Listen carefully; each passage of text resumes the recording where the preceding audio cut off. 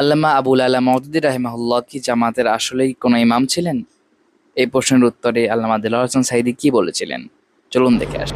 আমার স্পষ্ট ঘোষণা, আমার দলের ঘোষণা, জামাত ইসলামীর বানিয়ে জামাত ইসলামীর প্রতিষ্ঠাতা মাওলানা মওদুদী রাহিমাহুল্লাহ, তাকে জামাত ইসলামী কোন মাযহাবের ইমাম মনে করে না।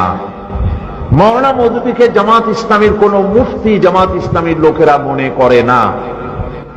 তিনি নিজেই লিখেছেন যে আমি যে সমস্ত তথ্য মাসাইলের ব্যাপারে যেসব কথা বলেছি, তার উপরে জামাতের কোন লোককে একমত হওয়ার কোন জরুরত নাই।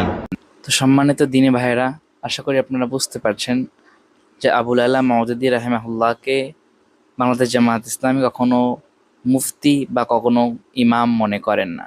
তিনি শুধুমাত্র একজন প্রতিষ্ঠাতাই মাত্র। আমরা হানাফি মাযহাব অনুসরণ করি এবং মৃত্যুর আগ পর্যন্ত সেটাই করবো ইনশাআল্লাহ।